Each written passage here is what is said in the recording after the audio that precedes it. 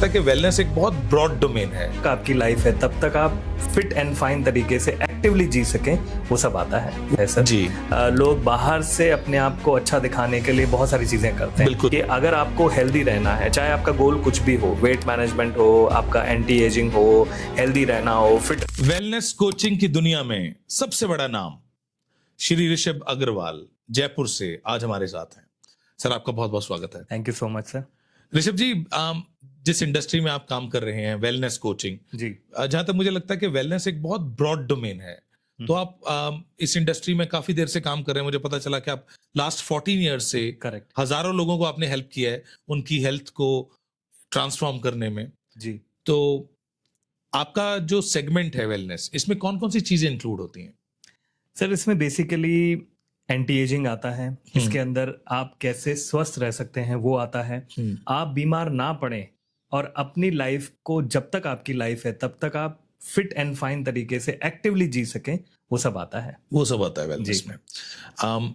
जैसे आपने एक टर्म यूज की, एंटी एजिंग। जी। आपको देख के तो मुझे इस चीज पे यकीन होता है कि कोई एंटी एजिंग नाम की चीज होती है, राइट। कोई रिवर्स एजिंग नाम की कोई चीज होती है। तो ऋषभ जी, इसके बारे में थोड़ा बताइए कि how do you help people to remain that glowing as you are, और एंटी एजिंग पे कैसे काम करें? सो बेसिकली आजकल लोगों का जो ज्यादा फोकस है वो एक्सटर्नल चीजों पे है सर। जी। लोग बाहर से अपने आप को अच्छा दिखाने के लिए बहुत सारी चीजें करते हैं। बिल्कुल सही। लेकिन जो रियल ग्लो है वो आपका तभी पॉसिबल है जब आप अंदर से हेल्दी होंगे। Absolutely. उसमें बहुत सारे एस्पेक्ट आते हैं। आपको सबसे पहले मेंटली फिट होना बहुत जरूरी है। मेंटल वेलनेस, जैसा आप देख भी रहे होंगे, आजकल एक बहुत बड़ा टॉपिक है। लोग फिजिकली तो बहुत सारे लोग फिट हैं, लेकिन मेंटली फिट ना होने की वजह से उनको चैलेंजेस रहते हैं।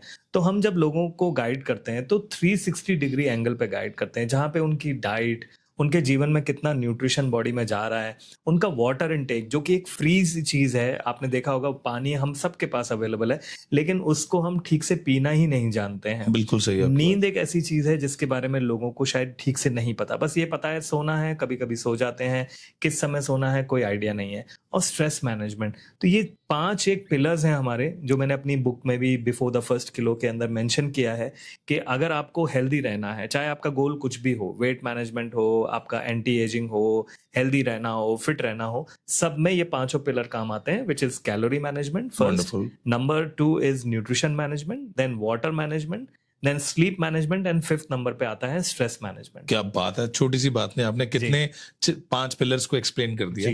और ये सब चीजें हेल्प करती हैं, कोई एक चीज हेल्प नहीं कर सकती। नहीं, अगर आप सिर्फ एक चीज के पीछे भाग रहे हैं, फॉर एग्जांपल मैक्सिमम लोग जो हैं वो एक्सरसाइज की तरफ जाते हैं। बिल्कुल। और बहुत ज्यादा क्रेजी हो जाते हैं एक्सरसाइज को लेके, बट वो ये भूल जाते हैं कि एक्सरसाइज का रोल 20% है। और वो एक्सरसाइज भी आपकी बॉडी तब सपोर्ट कर सकती है जब आप उसको नरिशमेंट अच्छा दे रहे हैं, मेंटली फिट रख रहे हैं, और जो सर्केडियम रिदम, जो हमारी सन क्लॉक होती है, उसके अकॉर्डिंग अगर आप चल रहे हैं तो वो एक्सरसाइज को और ज्यादा एनहांस करेगी। अदरवाइज आप हो सकता है बाहर से फिट दिख जाएं, लेकिन इंटरनली आप बहुत वीक फील करने लग जाएंगे। ऋषभ जी, हमारे ऑडियंस को ये बताइए कि लोग वेट मैनेजमेंट के ऊपर ज्यादा फोकस करते हैं। करेक्ट। कि वेट को लेके बहुत सनक होती है, और कई ऐसे लोग भी मैंने देखे हैं मेरे सर्कल से। अब मैं उस एज में हूं जहां पर कई मेरे ऐसे दोस्त हैं जो फिजिकली फिट दिखते थे, करेक्ट, पर वो अंदर से फिट नहीं थे। They had heart problems, liver problems, cholesterol issues, जिनको देख के कभी लगता ही नहीं था कि इनको कोलेस्ट्रॉल हो सकता है। कि हमारी डेफिनेशन तो ये कि कोलेस्ट्रॉल मतलब जो बल्कि है, बहुत वेट में हैवी उनको है। तो उन लोगों के लिए आप क्या कहेंगे जो सोचते हैं कि हम फिजिकली फिट हैं तो हम हर तरीके से फिट हैं? राइट, आपने बहुत सही चीज मेंशन करी। और अभी पिछले कुछ दिनों में WHO का भी बहुत ज्यादा फोकस एक टर्म पे है जिसका नाम है स्किनी फैट। स्किनी फैट एक ऐसा टर्म है जो रिसेंटली बहुत ज्यादा आफ्टर कोविड जो है निकल के आया है, क्योंकि आपने देखा होगा कोविड के दौरान बहुत सारे जो फिट दिखने वाले लोग हैं वो भी चल बसे, और लोगों को हैरानी ये थी कि यार ये तो एकदम फिट दिखते हैं। तो फिटनेस की परिभाषा सिर्फ वजन को तोल के नहीं की जा सकती है। आपकी वेइंग मशीन हो सकता है आपको सही वजन में दिखा रही हो, लेकिन आपके बहुत सारे अदर पैरामीटर्स हैं। बॉडी आपको साइन देने लग जाती है कि आप फिटनेस अपना सही से रख पा रहे हैं कि नहीं रख पा रहे हैं। इसीलिए पिछले कुछ दिनों में हमने एक अभियान भी चलाया है हमारे ही शहर में, जहां पे हम लोगों का वेलनेस चेकअप भी कर रहे हैं और उनको ये बता रहे हैं कि अगर आप ओवरवेट हैं तब तो आप जरूर आइए, बट अगर आप नॉर्मल वेट वाले हैं या अंडर वेट वाले हैं तो 100% अपना चेकअप कराइए। बिकॉज जो बाहर से ओवरवेट है वो तो अपने लिए कॉन्शियस है, वो काम भी कर रहा है, बट जो अंदर से फैट परसेंटेज बढ़ा के आ रहा है उसको पता भी नहीं है। तो ये चीजें इंपॉर्टेंट हैं। जैसा मैंने कहा कि WHO भी इस पे बहुत ज्यादा फोकस कर रहा है। आपको ये पता रखना जरूरी है कि इंटरनली जो आपका जो वेट आ रहा है बेसिकली वो किस चीज से मिलके बना है। क्या वो फैट से मिलके तो नहीं ज्यादा बन रहा है, या वो मसल से बन रहा है, या आपने बहुत ज्यादा वाटर रिटेंशन कर रखा है इसलिए आप वेट में है। तो आपको सारी चीजें मेंशन करनी होती हैं, देखनी होती है, तब जाके आप कंप्लीट फिटनेस देख सकते हैं। इसका प्रॉपर एग्जाम्पल आपको अभी कुछ दिनों पहले आपने देखा होगा, बड़ी बड़ी सेलिब्रिटीज जैसे शेफाली जी हैं, सिद्धार्थ शुक्ला जी हैं, हमारे राजू श्रीवास्तव जी हैं, के हैं सिंगर, वो सारे के सारे फिट दिखते भी थे और फील भी ऐसे ही होता था उनको देख के कि बिल्कुल।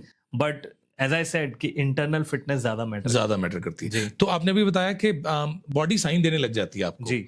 तो ऐसे कौन से साइंस हैं जो हमें नजरअंदाज नहीं करने चाहिए?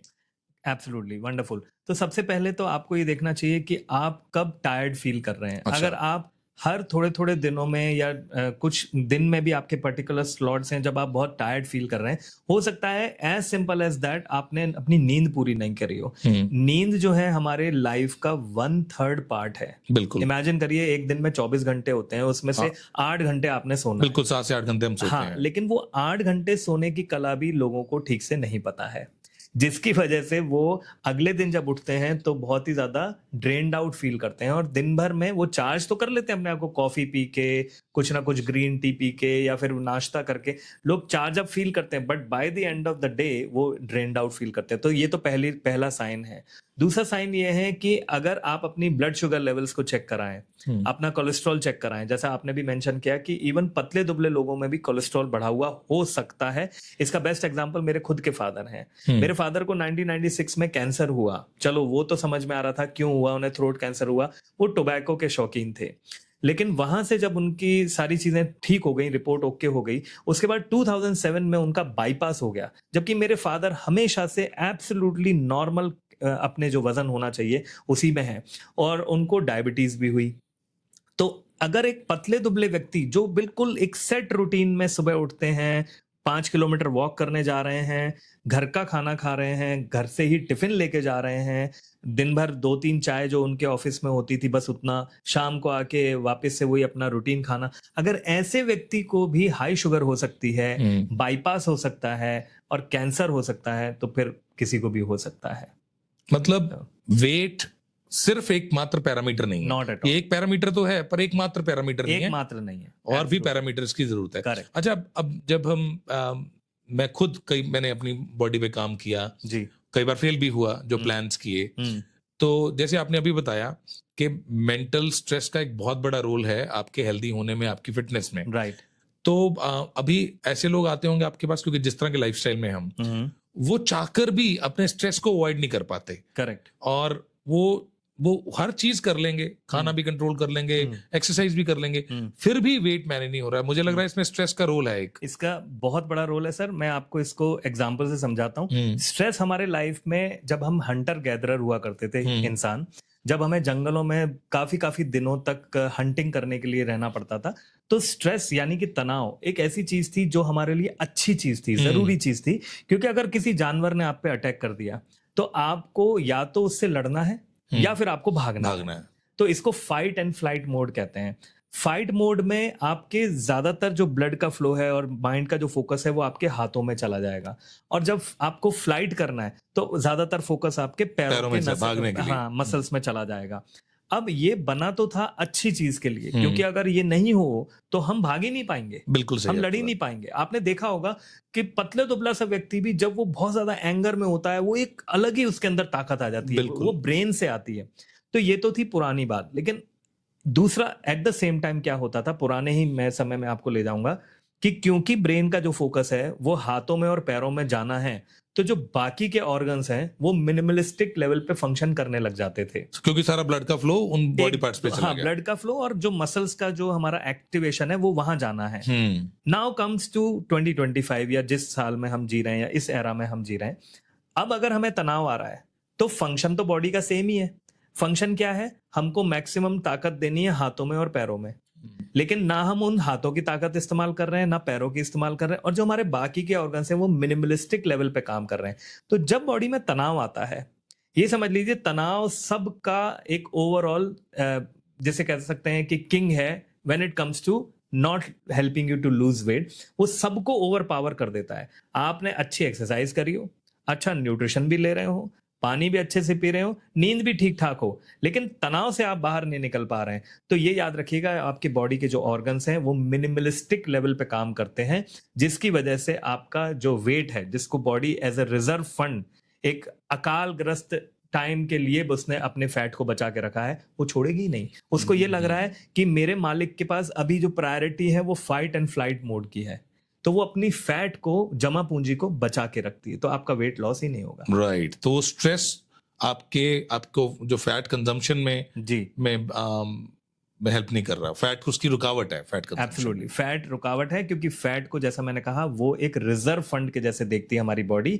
तो जब आप स्ट्रेस में है, तनाव में है, तो वो फाइट एंड फ्लाइट पे फोकस कर रही है, फैट घटाने में नहीं कर रही हो, तो फैट बचाने में कर रही है रादर। एब्सोल्युटली। वो इसीलिए कई बार ऐसे लोग हैं कि वो जब अपने कंट्रोल प्लान पे आते हैं जी, स्ट्रेस कम नहीं होती, कईयों का वेट बढ़ा भी है, मैंने देखा है। राइट। क्योंकि शायद वो स्ट्रेस के कारण स्ट्रेस के कारण इसलिए भी होता है मैक्सिमम टाइम, क्योंकि लोग पैनिक ईटिंग करते हैं, बहुत सारी क्रेविंग्स बढ़ जाती हैं। ज्यादातर लोगों को मीठा पसंद आने लगता है, बिकॉज मीठा एक हल्का सा आपको डोपामिन रिलीज करता है, एक प्लेजर हार्मोन खुशी देता है। हाँ, तो वो खुशी के चक्कर में आप खाते हैं और ये एक लूप क्रिएट हो जाता है, बिकॉज जो शुगरी फूड्स हैं वो इतना ज्यादा लूप क्रिएट करते हैं, आप अडिक्ट हो जाते हैं, उनसे बाहर नहीं निकल। मेरी बहुत बड़ी प्रॉब्लम है ये। मेरा स्वीट टूथ है, तो मुझे तो अगर खाने को मिल जाए मीठा, मैं उस अंत तक खाता हूँ कि मेरी जब सल्ली पूरी हो जाए तब छोड़ता हूँ। तो अब जब ये सबसे बड़ी मेरी कमी है कि मैं जब अपनी प्लान में जाता हूँ, राइट, जैसे आपने भी कई बार गाइड किया है, जब भी मैं करने जाता हूँ मैं रुकता ही यहाँ पे आ कहते हूँ कि मुझे स्वीट जो चीजें हैं वो छोड़ नहीं पाता, शुगर को। तो जो क्रेविंग होती है चीजों को लेके, तो उस क्रेविंग के ऊपर अब छोड़ना एकमात्र रीजन नहीं हो पाता, वो उसके लिए मेंटली प्रिपेयर्ड ही नहीं है। मैं तो नहीं हूँ प्रिपेयर्ड कि मैं छोड़ पाऊं। तो क्या किया जाए उसके लिए? तो मैं आपके माध्यम से आपके ऑडियंस को बताना चाहूंगा कि गुड न्यूज ये है कि अगर आपका स्वीट टूथ है, आप सब खा सकते हैं, राइट। लेकिन इसकी एक ट्रिक है। सर, आपकी परमिशन हो तो शेयर कर। प्लीज सर, बिल्कुल। तो ट्रिक ये है कि आप अपना फेवरेट फूड खाइए। जैसे फॉर एग्जांपल आपको गुलाब जामुन पसंद है। अब गुलाब जामुन बेसिकली 3 फॉर्मेट्स में आते हैं। अब जरूरी नहीं है ये 3 फॉर्मेट हर चीज पे अप्लाई हो, लेकिन एक एग्जांपल से हम समझते हैं। एक गुलाब जामुन बहुत छोटा सा भी आता है, एक थोड़ा सा मीडियम साइज आता है और एक बड़ा वाला आता है। आइडियली स्पीकिंग आपके जो जीभ का और माइंड की क्रेविंग का जो पूरा सोर्स है वो कंप्लीट तो हो जाता है सर हमारे छोटे वाले गुलाब जामुन। बिल्कुल सही है आपकी बात। लेकिन क्योंकि अब हमारे हाथ में अगर बड़ा वाला है तो अब उसको खत्म तो हम करेंगे ही, फेंकेंगे तो है नहीं। तो दूसरी चीज, जब हमें किसी भी चीज की क्रेविंग होती है तो हमें मन कर रहा होता है उसको और खाने का और जल्दी जल्दी हम गल्प करते हैं। आपने देखा होगा जब आप बहुत ही आपको मीठे की क्रेविंग हो रही है और कुछ मीठा मिल जाए तो पहले और दूसरे जो आपका राउंड होता है, जो आप टुकड़ा तोड़ के खाते हैं, वो तो पता ही नहीं चलता कहाँ चला जाता है, बिकॉज उसको बॉडी फटाफट से अंदर डालने की कोशिश करती है in the aspiration of eating मोर। तो ट्रिक ये है, नंबर 1, आप उसका कोई भी छोटा पोर्शन साइज खाना शुरू करिए। दैट्स पॉइंट नंबर, जो अवेलेबल है। सेकंड चीज, आप उस पर्टिकुलर चीज को जो आपको पसंद है उसको मुंह के अंदर ज्यादा समय तक रखिए, राइट, ताकि आपके जो टेस्ट बड्स हैं उनका कनेक्शन आपके ब्रेन से है, तो वो टेस्ट बड्स ये बार बार सिग्नल देते रहेंगे कि यस मैं मीठा खा रहा हूं, मैं मीठा खा रहा हूं। जैसे ही आपने गल्प कर लिया मतलब मुंह से वो गायब हो गया। अब मुंह से गायब हो गया तो क्रेविंग, तो फिर क्रेविंग शुरू हो जाएगी। तो अगर आपको मीठा भी खाना है, अपना फेवरेट फूड भी खाना है, याद रखिए, और आपको पता है कि ये गड़बड़ चीज है, मुझे नहीं खाना चाहिए, बट फिर भी खाना है, तो उसको अपने मुंह के अंदर ज्यादा देर तक रखिए, एंजॉय करिए, उसको रेलिश करिए, और हो सके तो आंख बंद करके खाइए। Right, that is when you will eat smartly, और आप खाना भी खा लेंगे अपना फेवरेट और ओवरवेट होने से भी बच जाएंगे। बिल्कुल सही आइडिया, ये बड़ा अच्छा ट्रिक दिया आपने जी। इससे ये छोटे छोटे हिस्सों में खाओ जी, और जो आपकी फेवरेट चीज है उसे ज्यादा देर मुंह में रखो खाते वक्त, ताकि दिमाग को वो मैसेज जाता जाए। Wonderful, right. अच्छा, एक चीज मैंने जो मुझे बहुत बार फील हुई है चीज जी।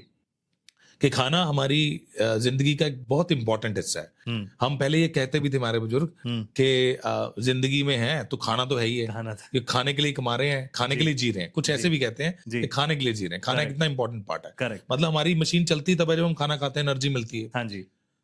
पर इतना इंपॉर्टेंट हिस्सा होने के बावजूद भी मैंने सोसाइटी में रियलाइज किया कि आज तक हमें खाने के ऊपर कभी कोई करिकुलम, कोई ज्ञान दिया ही नहीं गया। सबसे कम हमें फूड के बारे में पता है, उसके न्यूट्रिशन के बारे में पता है, जो हर रोज घर बनता है, हर विमेन बनाती है, हर एक को खाना, पर उसे न्यूट्रिशन वैल्यू के बारे में, फूड के बारे में कुछ पता ही नहीं। करेक्ट। ये मतलब ये हमारे समाज की एजुकेशन का एक मिसिंग पार्ट नहीं है? बहुत बड़ा मिसिंग पार्ट है सर। हमारी स्कूल एजुकेशन में मैं इसमें मुहिम भी चला रहा हूँ कि हमारी जो स्कूल की एजुकेशन है उसी के अंदर हेल्थ एंड फूड एक प्राइमरी सब्जेक्ट होना चाहिए। बिल्कुल होना चाहिए, क्योंकि उसी से आपकी जिंदगी पूरी चलने वाली है। लाइफ लॉन्ग आप खाना खाओगे ही। कोई ऐसा दिन, एक आधा दिन आप व्रत कर लोगे, लेकिन जिंदगी भर आपने खाना ही है। जैसे 1/3 ऑफ योर लाइफ सोने में निकलती है, ऐसे हमारी 1/3 ऑफ लाइफ जो है आइडियली खाने और उससे रिलेटेड चीजों को जुगाड़ने में लगती है। बिल्कुल सही है। तो अगर हम उसको समझ लें कि खाना कैसे काम करता है, इसका बहुत बेसिक सा मैं आपको एग्जांपल देता हूं। आप हमेशा याद रखिएगा, खाना जो है वो हमेशा एक्सरसाइज को ओवर पावर करता ही है। कैसे, इसको मैं उदाहरण से समझाता हूं। मान लीजिए आप 4 किलोमीटर वॉक करके आए, आपने डिसाइड किया मैंने 5000 कदम पूरे करने हैं, और 5000 कदम आइडियली 4 किलोमीटर में हो जाते हैं। इस 4 किलोमीटर को पूरा करने में आपको लगेंगे 50 मिनट एवरेज।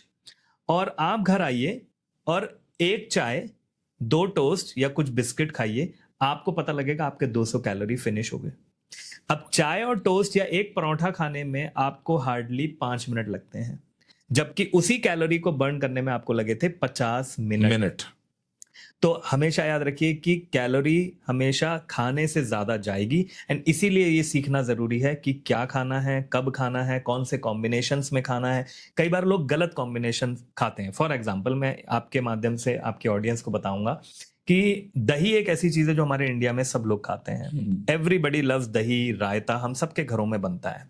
लेकिन जो चीज हमें नहीं पता है वो ये है कि दही के अंदर जो हेल्दी बैक्टीरियाज हैं, जो गट को हेल्दी बनाते हैं, वो जैसे ही आप उसके अंदर नमक डालते हैं वो गल जाते हैं, वो मर जाते हैं। अच्छा। और 90% केसेस में इंडिया के अंदर हम लोग दही के अंदर नमक मिर्च डालते हैं, रायता बनाते हैं, और रायता बनाते तब तो 100% नमक डालते हैं। तो ये याद रखिए कि आप माइंडफुल होके खाइए। मतलब नमक डालिए, कोई प्रॉब्लम नहीं है, बट आपको ये पता होना चाहिए कि आपने उसके जो प्रोबायोटिक बैक्टीरियाज थे उनको गला दिया है।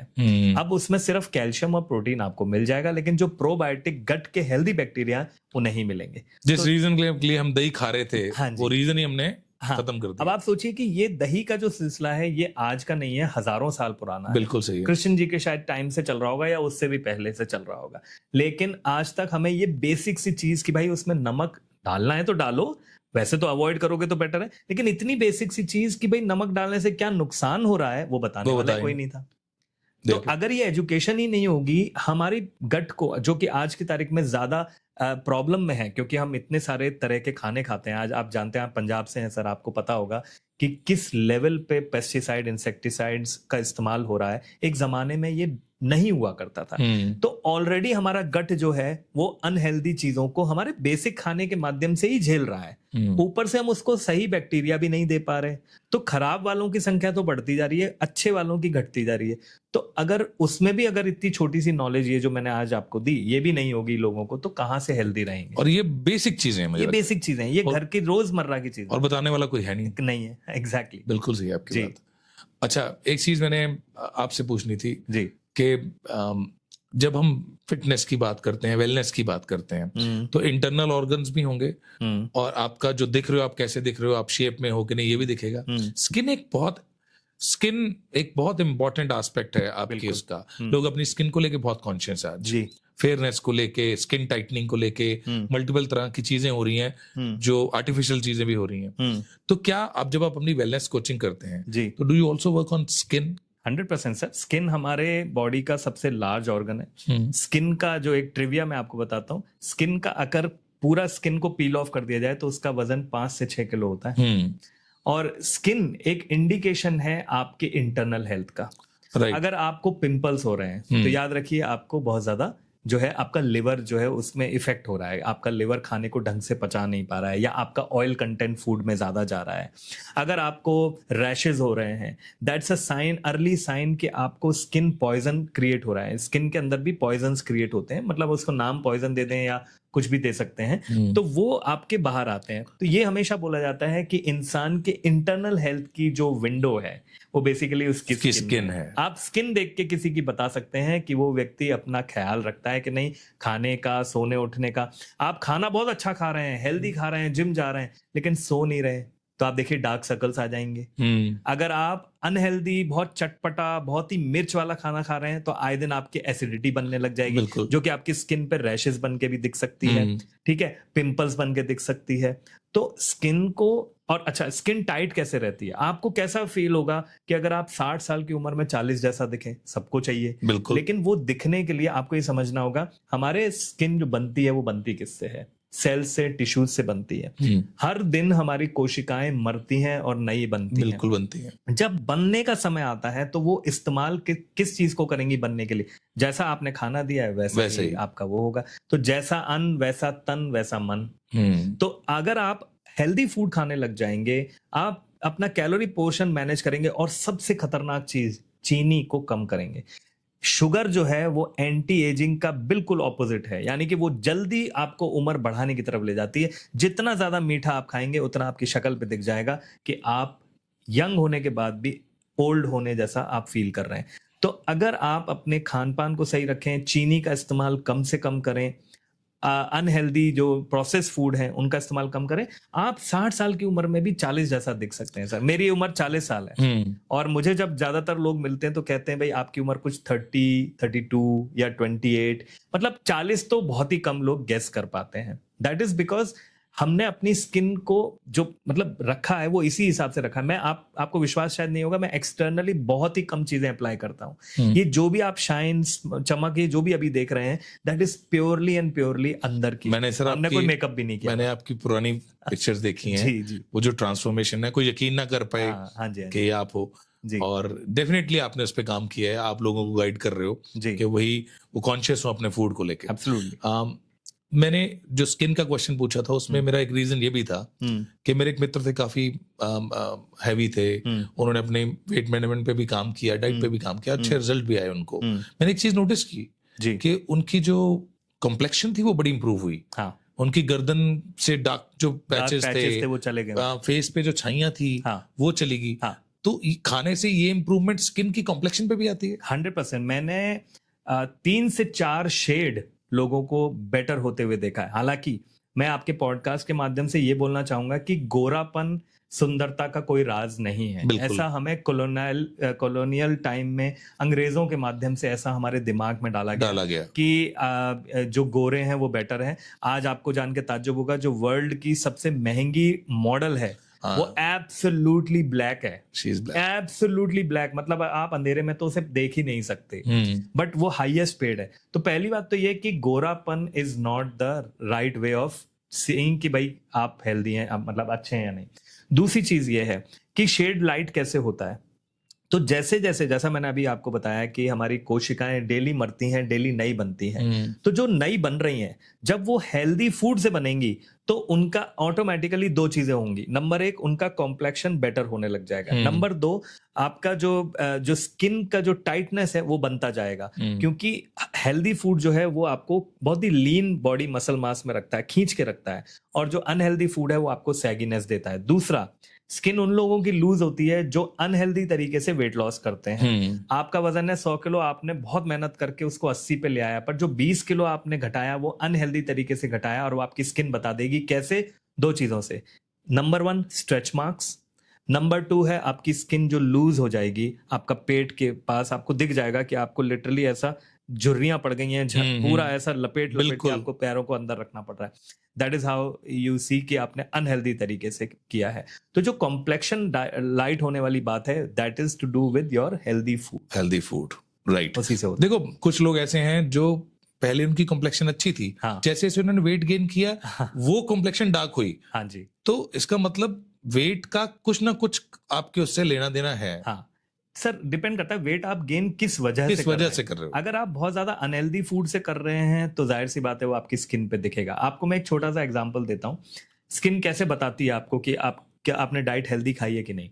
ये चेक करने का सबसे अच्छा तरीका है, आप सुबह उठ के ये देखिए कि आपकी जो अंगूठियां हैं हाथों में, अगर आप अंगूठी पहनते हैं वो टाइट हो रही है क्या। इसका मतलब है आपकी बॉडी ने रात भर में स्किन के अंडर में बहुत सारा वाटर रिटेंशन किया है। इसका मतलब क्या है कि आपने रात को जो खाना खाया होगा वो दो उसमें गलतियां करी होंगी। नंबर एक गलती, आपने थोड़ा लेट फूड खाया होगा ताकि उसको डाइजेस्ट होने का समय ही नहीं मिला, तो आपको सुबह देखेंगे चेहरा एकदम फूला हुआ है, अंगूठियां टाइट हो रही हैं, वो सब उसी की वजह से है। दूसरा, आपने जो खाना खाया था उसमें प्रोटीन की संख्या कम थी और कार्बोहाइड्रेट ज्यादा थे, मतलब जैसे खूब सारा रोटियां खा ली, चावल खा लिए खूब सारे। और रात को अगर आपको ये सब खाना भी है, आप 7 बजे के पहले पहले या मैक्सिमम 7:30 तक खा लीजिए। अगर आप लेट खाते हैं ये सारी चीजें जो मैंने बताई, जो हमारा स्टेपल फूड है, रोटी चावल दाल सब्जी, ये इसको जितना जितना आप लेट खाते जाएंगे अगले दिन देखेंगे आपकी स्किन पे दिखेगा। तो फूड का बहुत बड़ा रोल है सर। फूड इज लाइक ईंधन। अगर मेरी पेट्रोल की गाड़ी है तो मैं पेट्रोल ही डालूंगा, डीजल नहीं डालूंगा। डीजल डालते गाड़ी बंद हो जाएगी। बिल्कुल सही है, वो हो भी रहा है लोगों के साथ, लोगों की गाड़ियां बंद हो रही हैं जी। राइट। बहुत बहुत शुक्रिया सर आपका कि आपने इतनी इंसाइट्स दी आज। Thank you sir. और इतनी क्लैरिटी दी हमारे ऑडियंस को कि उन्हें सब कुछ पता चला कि क्या रोल है खाने का आपकी फिटनेस के लिए, आपकी मेंटल हेल्थ के लिए। एक चीज मैं और पूछना चाहता हूँ आपसे कि जब हम बात करते हैं, मेरे कई सर्कल में ऐसे लोग हैं, जब भी कोई अपनी वेट मैनेजमेंट की बात आएगी, हेल्थ की बात आएगी, तो कह देंगे मुझे तो थायराइड है तो मैं क्या करूं। तो सर थायराइड ऐसी कोई चीज है जो अगर थायराइड के कारण किसी का वेट बढ़ रहा है तो क्या ये मैनेजेबल है? तो पहली बात तो ये समझना है कि थायराइड हुआ ही क्यों, और आज के जमाने में ज्यादातर लोगों को क्यों हो रहा है, स्पेशली फीमेल्स में। तो थायराइड एक ग्लैंड है सर, जो कि आपके यहाँ पे बटरफ्लाई जैसा एक ग्लैंड होता है, वो डिस्टर्ब्ड है। वो या तो अंडर परफॉर्म कर रहा है या ओवर परफॉर्म कर रहा है। अंडर परफॉर्म कर रहा है तो आपको हाइपर थायराइड है जिसमें आपका वजन गिरेगा। अगर वो ओवर परफॉर्म कर रहा है तो वो हाइपोथायराइड है, आपका वजन बढ़ेगा। अब डॉक्टर्स के पास तो ऑब्वियसली इसका एक सोल्यूशन है कि वो आपको एक दवाई दे देंगे, लेकिन आप इसके बैक रूट में जाइए, रूट कॉज में जाइए, बढ़ा क्यों है। कहीं ना कहीं वो आप देखेंगे जब रूट कॉज एनालिसिस होगा तो उसकी डाइट का प्रॉब्लम होगा, न्यूट्रिशन की कमी होगी और लाइफस्टाइल सही नहीं होगा। आप इनको सही करने में फोकस करें। नो डाउट आप डॉक्टर को भी दिखाइए, आप अपने टेस्ट करवाइए, अगर डॉक्टर कोई दवाई लिख रहा है तो उसको भी लीजिए, लेकिन ये याद रखिए अगर आपको दवा से मुक्त होना है तो आपको अपनी जीवन शैली और खान पान को सही करना पड़ेगा। वो ठीक नहीं करेंगे तो जिंदगी भर के लिए वो दवा चिपक जाएगी आपसे और आपको लेनी ही पड़ेगी। Wonderful, good. Since you know कि मेरा काम ज्यादातर पेरेंट्स बच्चों के साथ है, पेरेंटिंग के कारण हमने देखा है कि upper middle class families, rich families, जो अच्छा फूड अफोर्ड कर सकते हैं, हर तरह का न्यूट्रिशन अफोर्ड कर सकते हैं, आजकल एक हम पैटर्न देख रहे हैं कि उन फैमिलीज के बच्चों में भी माल न्यूट्रिशन के केसेस हैं। तो जहां सब कुछ पॉसिबल है, जहां उनकी kitchen is quite rich in terms of food and nutrition, उनके बच्चों में भी माल न्यूट्रिशन है। तो क्या आप बच्चों के लिए भी पेरेंट्स को गाइड करते हैं? 100% सर, हम लोग 2 साल से लेके और 100 साल तक किसी को भी गाइड करते हैं। बच्चों के केस में क्या हो रहा है, देखिए सबसे पहले तो हमें समझना है कि पेरेंट्स की खुद की लाइफस्टाइल कैसी है। जो आजकल के पेरेंट्स हैं, बेसिकली हमारे एज के लोग, वो जब बड़े हो रहे थे तब उनकी लाइफ में ये सारे जंक फूड्स, ये सब नए नए इंट्रोड्यूस हुए थे और वो एक ट्रेंड का पार्ट बन गए थे। बाहर जाना, लेट नाइट पार्टीज करना, ये सब करना, तो वो ट्रेंड बन गया था। और वही चीज अब हमारे बच्चे देख रहे हैं, तो जाहिर सी बात है जैसा खाना आपके घर में आएगा वो वैसे ही खाएंगे। सबसे पहले चेक करिए आपका फ्रिज साफ होना बहुत जरूरी है। दूसरा चेक करिए अपने किचन की शेल्फ्स, कबर्ड्स, उसके अंदर कितने ऐसे फूड आइटम्स हैं जो शुगरी हैं, जैसे बिस्किट्स हैं, आपके चॉकलेट्स हैं, आपके इवन नमकीन की चीजें भी देखिए, क्योंकि मैक्सिमम चीजों में पाम ऑयल होता है।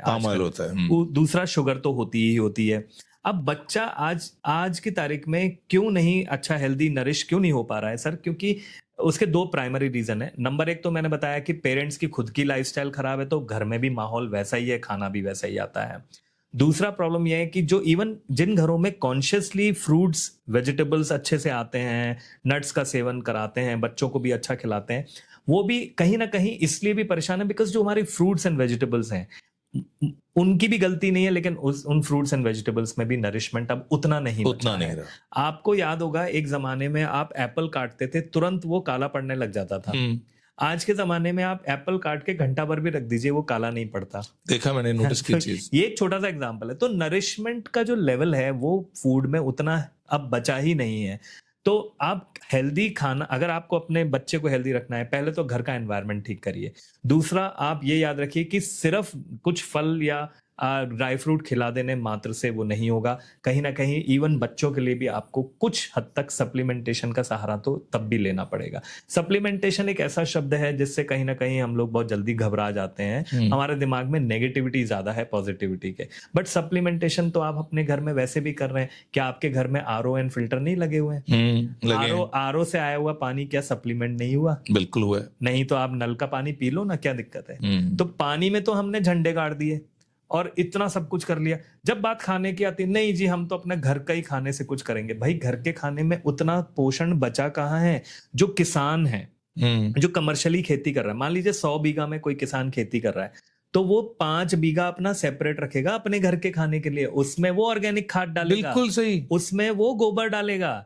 आपके वाले में वो डालेगा भर भर के यूरिया पेस्टिसाइड, बिकॉज उसको मंडी में जल्दी बेचना है। हाँ, ये मैंने नोटिस किया है। और ये है, हाँ, कई बार मेरे बहुत दोस्त हैं जी, वो कहेंगे मैं तुम्हें वो चावल भेजूंगा जो अपने घर के हैं, घर वाले चावल भेजूंगा।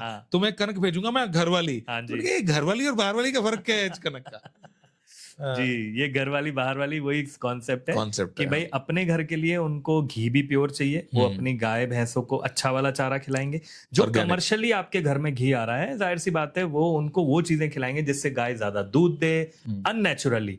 और इंजेक्शंस भी लगाए जाते हैं, हार्मोन्स के इंजेक्शन। आपने देखा होगा सर, अगर आपने बहुत सारे बच्चे, लड़कियां भी आती होंगी, बच्चियां मतलब जिनका 8-10 साल के आपके पास, सब तरह के एज ग्रुप के लोग आते होंगे।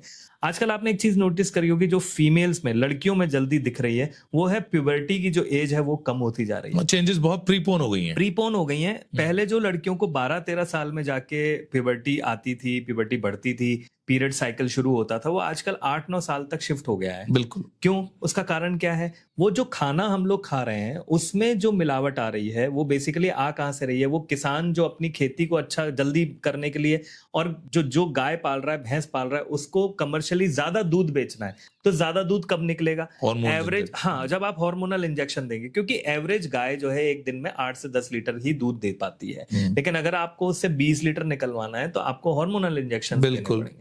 तो दैट इज व्हाट, अब वो हार्मोन दूध के माध्यम से, डेयरी के माध्यम से और बाकी की चीजों, फल फ्रूट के माध्यम से आपके बच्चों के अंदर और आपके अंदर जा रहे हैं। तो you have to be very conscious. Season के फ्रूट खाइए।